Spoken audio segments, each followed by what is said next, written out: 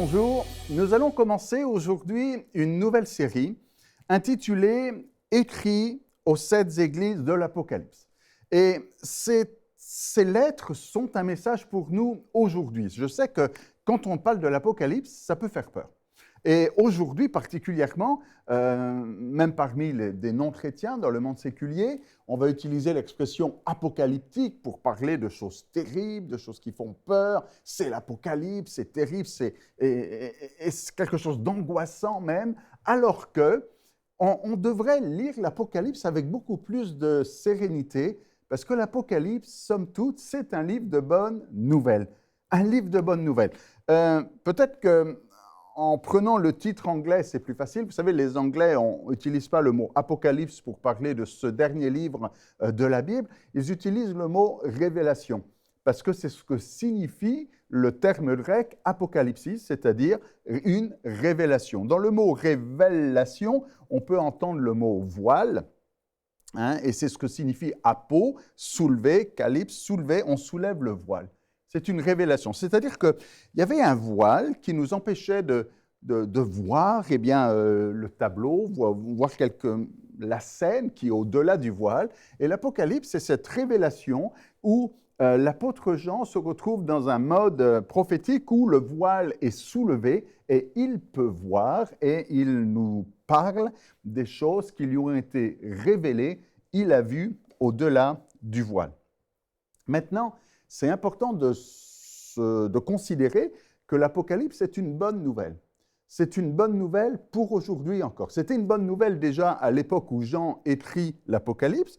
Les premiers chrétiens, quand ils reçoivent l'Apocalypse, on est dans un temps apocalyptique, si on peut dire les choses ainsi, pour eux du moins.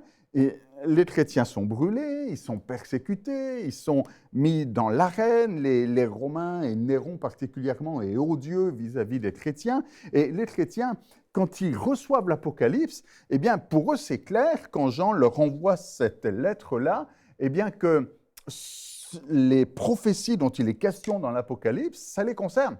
Et qu'ils sont en train de vivre les sceaux, les trompettes et tout ça, pour eux, c'est eux. Ils sont en train de vivre ces choses. Mais c'est un message encourageant, c'est une bonne nouvelle pour eux parce que c'est un message de consolation qui montre la gloire de Dieu, qui montre le trône de Dieu, qui montre l'agneau qui a été vainqueur et qui est là et qui amène une promesse pour chacun de ceux qui vivent ces temps de persécution, d'hostilité, de difficulté.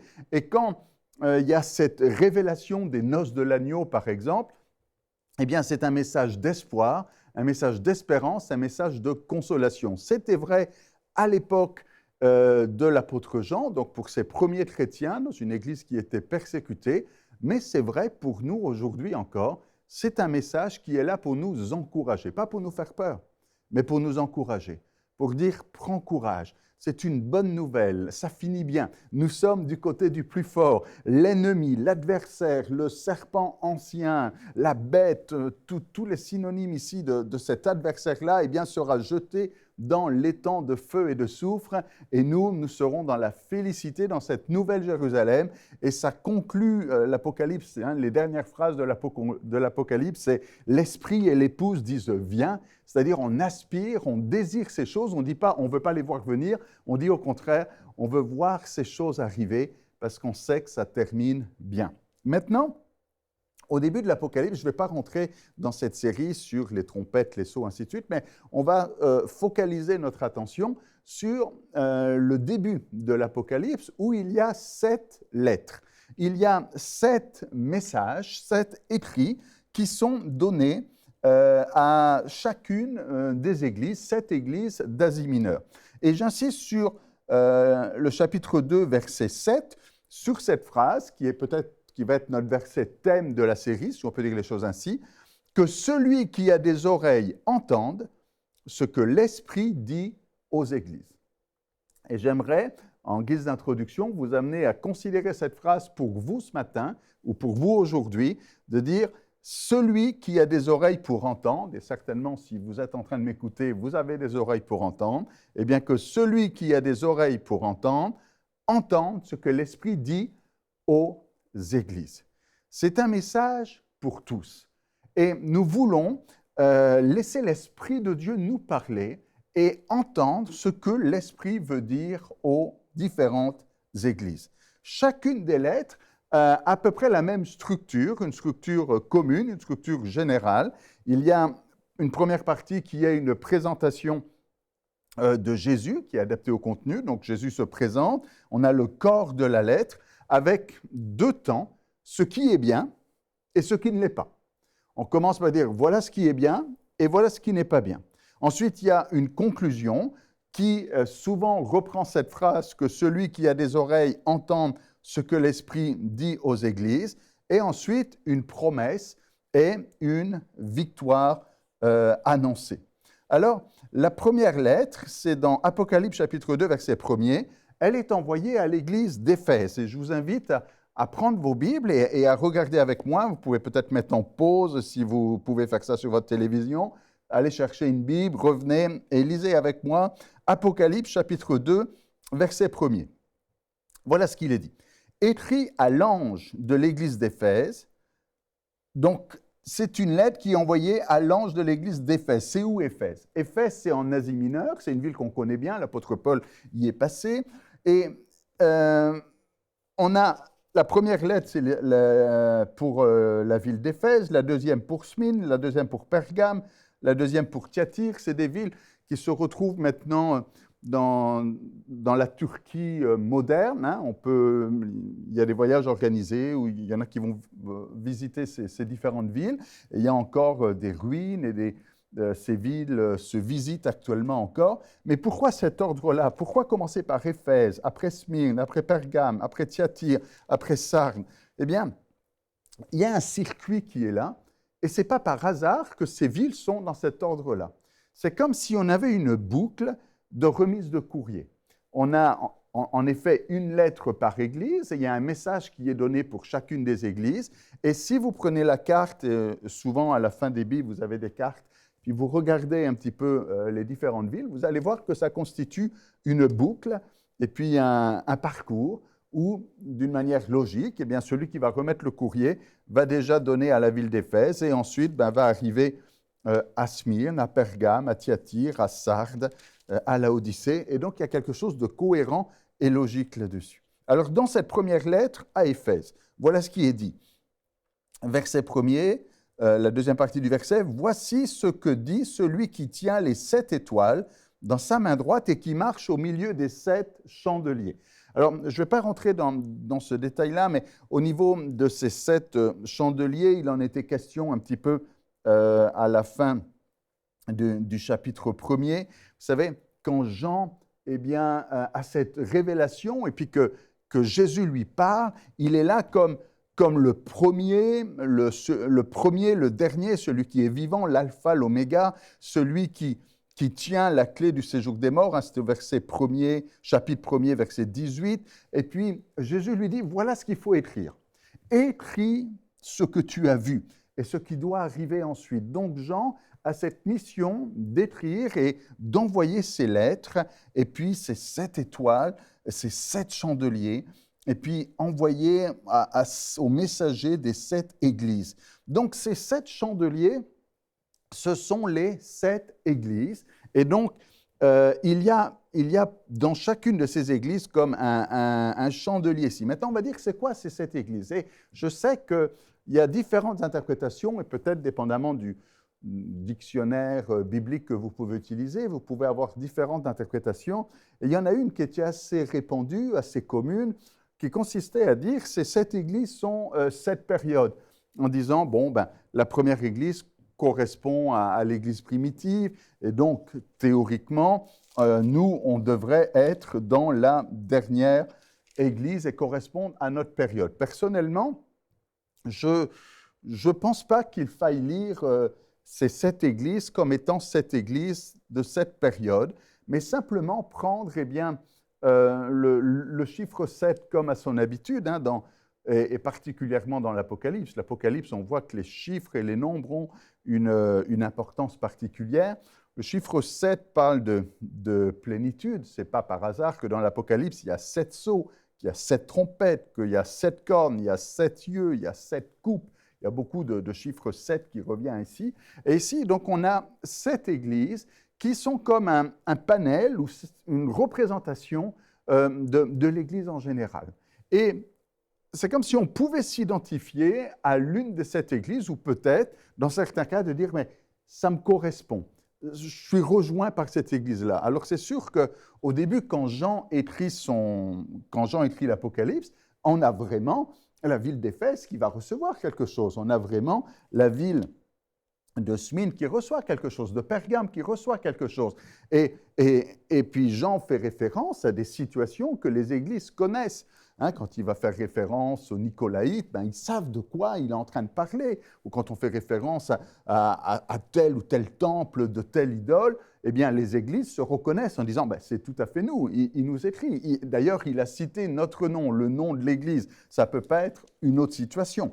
Donc c'est sûr que les premiers lecteurs, les premiers chrétiens vont s'approprier ces textes. Mais pour nous, aujourd'hui, on n'est pas en Asie mineure, à moins que certains nous écoutent depuis la Turquie aujourd'hui, mais on est dans une autre situation, mais on prend au sérieux cette phrase que celui qui a des oreilles pour entende ce que l'Esprit dit aux églises.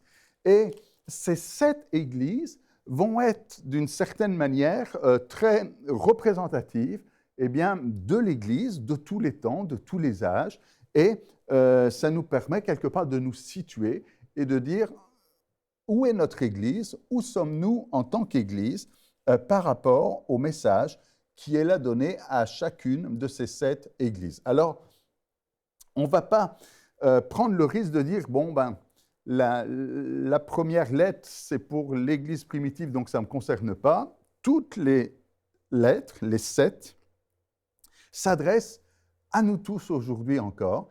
Et on va peut-être se retrouver davantage dans la première, la deuxième, la troisième, ou prendre un petit peu de chacune de ces situations et entendre ce que l'Esprit dit aux églises au travers de ces 7 épîtres. Alors, je vous invite à rentrer dans le texte de cette lettre à l'église d'Éphèse. Alors, ça commence comme ça. Jésus dit, et il commence par ce qui est bien, Jésus commence par ce qui est bien, et il dit, « Je connais tes œuvres, ton travail, ta persévérance. » Et ça, c'est le bon côté. Jésus dit, je reconnais, je sais qu'il y a des œuvres qui sont là, qu'il y a du travail, qu'il y a de la persévérance. Et c'est des choses qui sont importantes dans le Nouveau Testament. Les œuvres bonnes, l'apôtre Paul parlait des œuvres bonnes dans Éphésiens chapitre 2, verset 10, par exemple, où il dit « Nous sommes son ouvrage ayant été créé en Jésus-Christ pour de bonnes œuvres que Dieu a préparées d'avance afin que nous les pratiquions. » Nous sommes appelés à faire des œuvres bonnes. Et mieux encore, l'apôtre Paul, donc je répète, c'est dans Éphésiens chapitre 2, verset 10, l'apôtre Paul nous dit que Dieu a préparé des œuvres pour chacun d'entre nous, pour chacun d'entre vous, et pour toi aussi particulièrement qui écoute aujourd'hui. Dieu a préparé des œuvres bonnes pour que tu les pratiques, les accomplisses. Il n'y a pas des œuvres qui sont là en disant, il l'a fait, puis non, les œuvres ont été préparées dans un but que tu mettes en pratique, que tu accomplisses, que tu fasses ce que Dieu a prévu. Et là, à l'église d'Éphèse, Jésus dit, puisque c'est Jésus qui est en train de parler au travers de Jean à ces différentes églises, Jésus dit à cette église, « Je connais tes œuvres.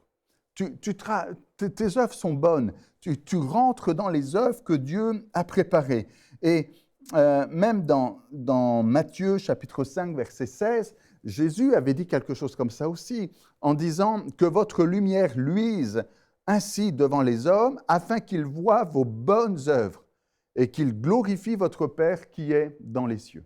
C'est Jésus qui parle ici, il dit votre lumière doit briller et il faut que le monde voie vos bonnes œuvres, vos œuvres bonnes, votre ouvrage qui est bon, votre fruit quelque part. Et c'est important de considérer aujourd'hui que le Seigneur attend de nous que nous accomplissions des œuvres qui sont bonnes. Il est question d'œuvres bonnes, il est question de travail aussi. Je connais tes œuvres, mais je connais ton travail. Et le travail, c'est quelque chose d'important. Et c'est un un enseignement qu'on retrouve dans tout le Nouveau Testament. On est appelé à travailler. Et peut-être le texte le plus connu, c'est celui de 1 Corinthiens, chapitre 15, verset 58, où l'apôtre Paul dit, en parlant à ses frères bien-aimés, « Soyez fermes, inébranlables, travaillant de mieux en mieux à l'œuvre du Seigneur, sachant que votre travail ne sera pas vain dans le Seigneur. » Et l'apôtre Paul dit, « Eh bien, mes bien-aimés, restez fermes. Ne vous laissez pas ébranler, soyez inébranlables et travaillez. Et travaillez mieux encore, de mieux en mieux, sachant que votre travail n'est pas inutile, il n'est pas vain, il sert à quelque chose. » Et aujourd'hui, que l'Esprit, que l'Église entende ce que l'Esprit dit aux Églises, eh bien que chacun, que celui qui a des oreilles pour entendre, entende ce que l'Esprit veut dire aux Églises. Ton travail n'est pas vain dans le Seigneur, persévère, travaille de mieux en mieux. Et c'est justement le troisième point, persévère. Il y a œuvre, travail, persévérance. Jésus dit à l'église d'Éphèse, je connais tes œuvres, je connais ton travail, je connais ta persévérance. Et j'espère que Jésus peut dire ça de chacun d'entre vous aujourd'hui. Et en ce qui me concerne aussi, que le Seigneur peut dire, je connais tes œuvres, je sais ce que tu fais, je connais ton travail, que tu travailles, tu n'es pas paresseux, mais tu travailles. Je connais ta persévérance, tu n'es pas à te décourager, mais tu persévère. 1 Corinthiens 15, 1, l'apôtre Paul dit « Je vous rappelle, frères, l'évangile que je vous ai annoncé, que vous avez reçu, dans lequel vous avez persévéré. » Alors, ne capitule pas, n'abandonne pas, mais persévère aujourd'hui. Et dans le côté, dans le bon aspect de cet épître-là, c'est non seulement « je connais tes œuvres, je connais ton travail, je connais ta persévérance », mais aussi au verset 2, « je sais que tu ne peux supporter les méchants ».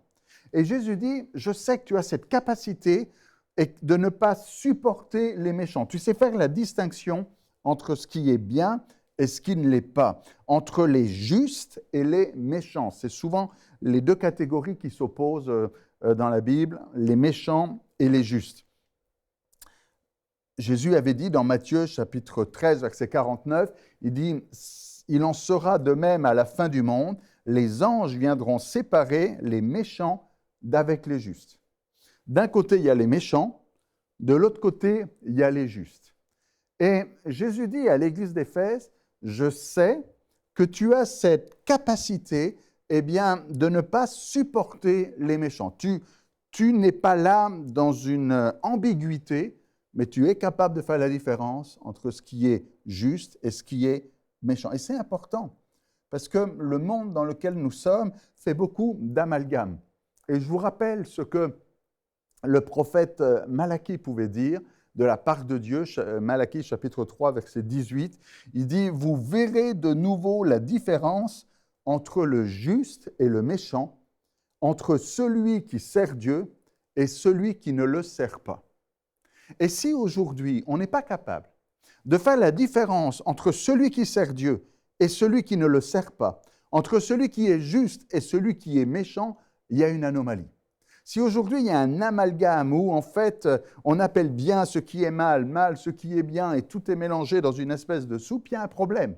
Mais à l'église d'Éphèse, Jésus dit, je vous félicite, je vous encourage, j'ai vu ce bon côté des choses, vous êtes capables de faire cette différence et je sais que tu ne peux supporter les méchants. Et aujourd'hui, c'est important d'être capable de voir cette limite-là et de dire non, ça c'est juste, ça ne l'est pas. Et je ne peux pas tolérer, accepter, m'associer avec quelque chose qui n'est pas juste. Et de la même manière, il est question de vérité, de mensonge. Il dit, tu as éprouvé ceux qui se disent apôtres et qui ne le sont pas, et que tu les as trouvés menteurs. Tu as été capable de faire la différence entre les menteurs et ceux qui parlent vrai. Il y en a qui se disent apôtres, qui ont des titres et qui disent « moi je suis apôtre de Dieu ». Ou il y en a d'autres qui viennent avec toutes sortes de paroles, mais c'est du mensonge. Et Jésus dit à l'église d'Éphèse, et notez bien que c'est pas d'aujourd'hui, c'est déjà à cette époque-là où Jean écrit donc au début du 1er siècle, et il dit cette église avait la capacité de faire la différence entre la vérité et le mensonge. Et Jésus dit, c'est bien. Tu fais la différence entre les faux prophètes, les faux apôtres, ceux qui sont menteurs, et tu sais rester dans la vérité. Bref, on pourrait dire, on aimerait que Jésus dise ça de nous aujourd'hui. Je connais tes œuvres, je connais ton travail, je connais ta persévérance. Je sais que tu fais la différence entre ce qui est juste et ce qui est méchant. Je sais que tu sais la différence entre ce qui est vrai et ce qui est faux.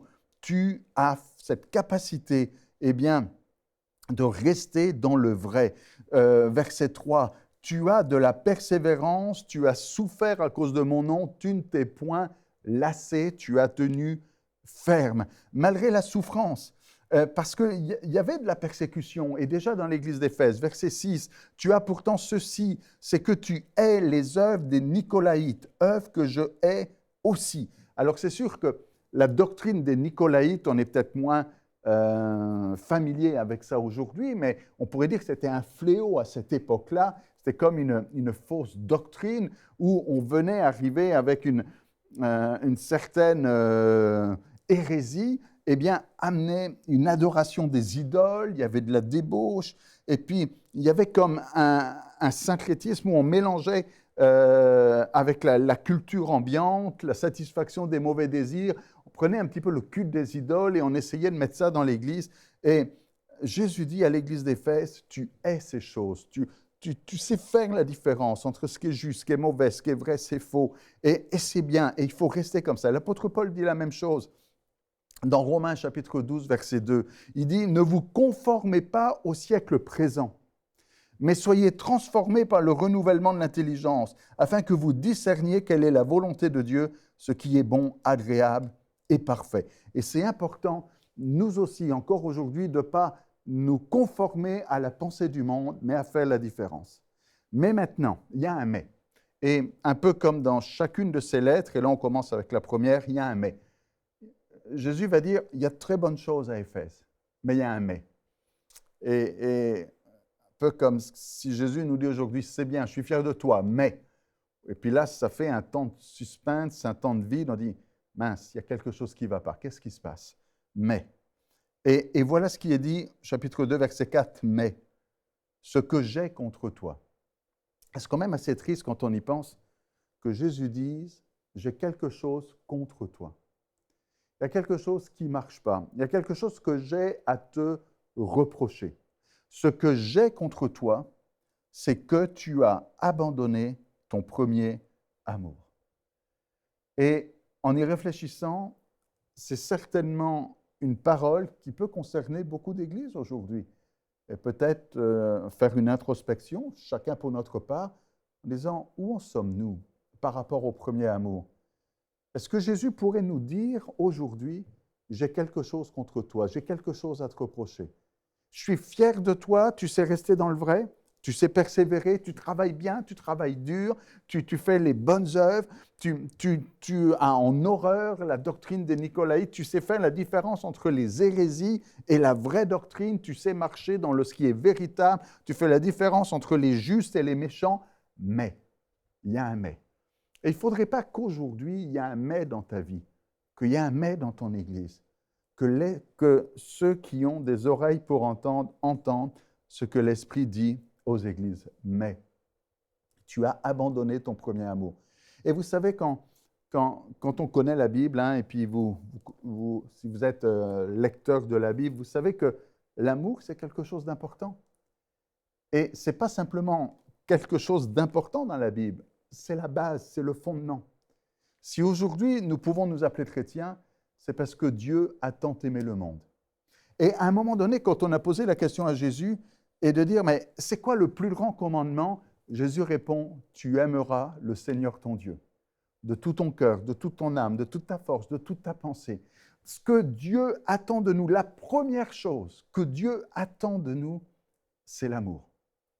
Et quelque part, l'apôtre Paul avait dit ça dans 1 Corinthiens chapitre 13, s'il n'y a pas l'amour, toutes les bonnes choses se résument à rien et perdent de leur utilité. Si, quand bien même tu parlerais en langue, et la langue des anges, la langue des hommes, si tu n'as pas l'amour, tu es un airain qui résonne, et une cymbale qui retentit. Quand bien même tu donnerais ton corps et tu te consacrerais corps et âme pour une bonne cause. S'il n'y a pas l'amour, ça ne sert à rien. Et l'amour est là, le fondement et la base, et c'est pour ça que Jésus dit à l'église d'Éphèse, reviens à l'essentiel. Il y a de bonnes œuvres, tu fais des belles choses pour le royaume de Dieu, mais n'oublie pas ton premier appel, à savoir l'amour. Tu aimeras le Seigneur ton Dieu. L'apôtre Jean, donc, qui a écrit l'Apocalypse, a écrit aussi l'Évangile, a écrit aussi 3 épîtres. Et il insiste beaucoup sur l'amour. Et particulièrement dans sa première épître, il va dire des choses très sévères et radicales. Dans 1 Jean chapitre 4, verset 8, il dit « Celui qui n'aime pas n'a pas connu Dieu, car Dieu est amour. » En d'autres termes, Jean est en train de dire « Si tu n'es pas capable d'aimer, c'est que tu ne connais pas Dieu. » Alors, peut-être ça devrait nous amener à réfléchir aujourd'hui en disant « Où en sommes-nous ? Est-ce qu'on peut dire qu'on connaît Dieu si on n'est pas capable d'aimer ?» Et il va même dire, l'apôtre Jean, si quelqu'un dit « J'aime Dieu », mais qu'il n'est pas capable d'aimer son frère, pire qu'il haïsse son frère, c'est un menteur. Si aujourd'hui, tu n'es pas capable d'aimer ton frère, ta sœur, quelqu'un dans l'église qui te fait du trouble, ou ton voisin, ton ami, et tu dis « Non, non, mais j'aime Dieu, mais lui, je ne suis pas capable de l'aimer », l'apôtre Jean est très sévère et va dire « Tu es un menteur quand tu dis que tu aimes Dieu, si tu n'es pas capable d'aimer ton frère. » Et l'apôtre Jean écrit de la part de Jésus à l'église d'Éphèse en disant « Il y a de bonnes choses chez toi, mais tu as abandonné ton premier amour. » Pas tu l'as perdu, tu l'as abandonné. Vous comprenez qu'il y a une différence entre perdre et abandonner. Si vous perdez, je vais prendre un exemple, si vous perdez votre chien au fond du bois, c'est une chose en disant « On est allé se promener, je l'ai perdu. » Si vous êtes allé et puis vous l'avez abandonné, ou abandonné vos enfants, ce n'est pas la même chose que les perdre. Hein. Et il dit, tu as abandonné ton premier amour. Tu avais, et volontairement, tu as laissé ces choses. Alors aujourd'hui, n'abandonne pas ton premier amour. Et cette lettre se conclut avec de bons conseils. Souviens-toi, pratique tes premières œuvres. Et puis, le conseil que Jésus donne pour que le chandelier ne soit pas ôté, c'est que tu pratiques tes premières œuvres. En d'autres termes, reviens au début, à la Genèse, là où tout a commencé. Souviens-toi de la passion que tu avais quand tu as découvert l'Évangile. Alors aujourd'hui, que celui qui a des oreilles pour entende ce que l'Esprit dit aux églises. Souviens-toi de tes premières œuvres et reviens à ce premier amour. Cette émission est rendue possible grâce au précieux soutien des partenaires d'Enseigne-moi Canal International. Retrouvez tous nos programmes sur enseigne-moi.com.